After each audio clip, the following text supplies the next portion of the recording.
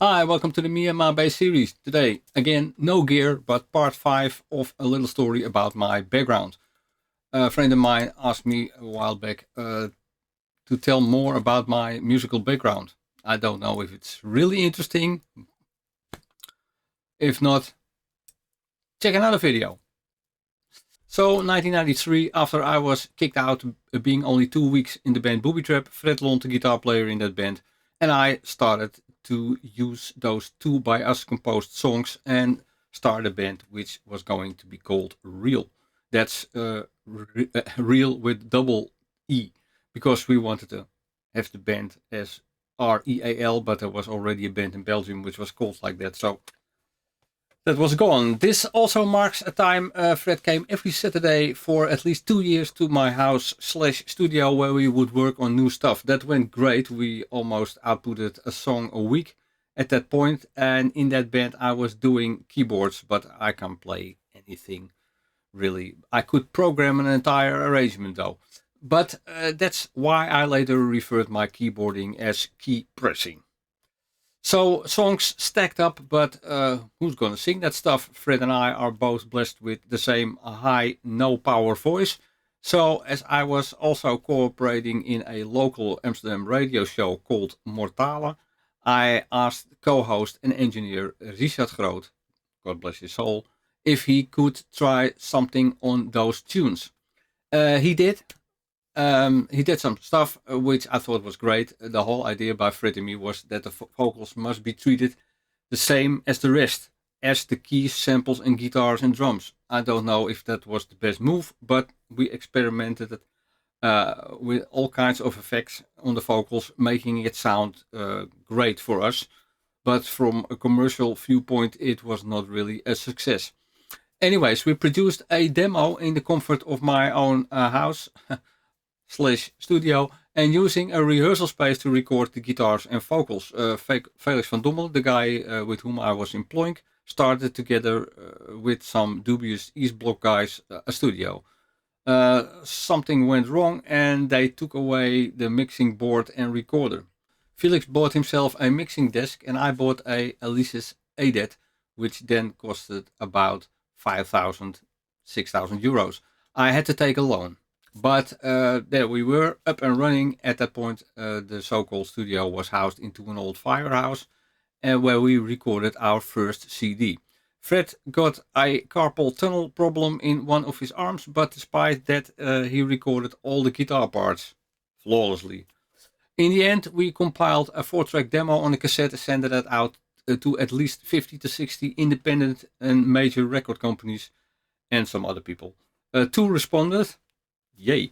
I believe it was the manager from Swamp Terrorist who was very positive, but that turned out to be nothing in the end.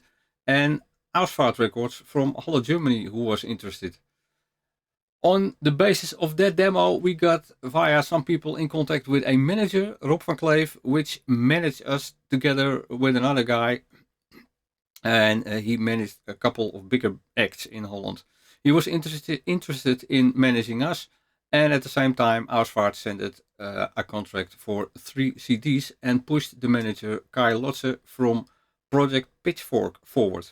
As we decided to stick to our manager who lived nearby instead of a manager who lived and worked in Germany, maybe we made that first mistake right there. Of course, we were over the moon when we signed that contract. We handed over the DAT recordings and Ulrich, the head of Ausvaart, it was a 2-man/woman record label, would master the CD records, CD recordings. I got a call from him that the 4 tracks from our demo cassette, which were mixed first, were out of phase. Although I didn't understand what he was talking about, I told him it was intentional. So hooray, there we were, up and running, our very first CD released. The CD is called Lock, by the way. But our manager didn't do too much except telling us how great we were, but after hearing that for the 4th time and telling him that other people besides him should tell us that was it really. He managed to get us 1 gig with Godflesh, but most important, he didn't even check our contract. We thought we were the owners of our own masters, but that wasn't the case, it turned out. Further, his management agency crumbled as his partner left, and he set up shop in the back of a computer shop. He's right there, in the space under the stairs. So promotion for this CD was 0. But we sold it on, and we already were halfway recording a second CD. So within a couple of months, we also made that CD with the same ADAT recorder, which I bought, recording the whole thing in my living room. Now, the problem was that Ulrich wanted to do our artwork, as he didn't like the one on our first CD, it appeared. And maybe that's why he never paid our friends Rob and Tetsia for making this very fancy, for that time, computer generated picture. I definitely want to keep control, and as long as it didn't contain dead people's skulls, etc., I was alright with it. So they came up with something like a morgue. Luckily, we convinced them to use photos which were made by Richard. When I handed over the master, Ulrich thought that in a couple of tracks the kick wasn't loud enough. So we had to remix some tracks, but in the end we were really happy with the result. The only problem being the fact that we did put out everything and the kitchen sink on it. We just couldn't choose which track could be best left off, making it a way too long CD. As we struck up a friendship with Tom Holkenborg, even before we started out being real, he thought it would be fun to do a remix of one of our tracks of our first album.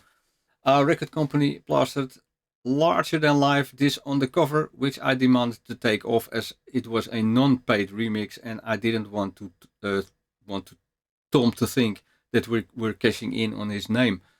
So there it was, the second CD of Real, called Stock. And if you are wondering, yes, the third CD was called Barrel. So, Lock, Stock and Barrel. Anyways, promotion on this CD was again 0. And all our pleas to get us in contact with a German promoter tried to get some promotional gigs led to nowhere. And Ulrich let us know that he didn't want to do a third CD.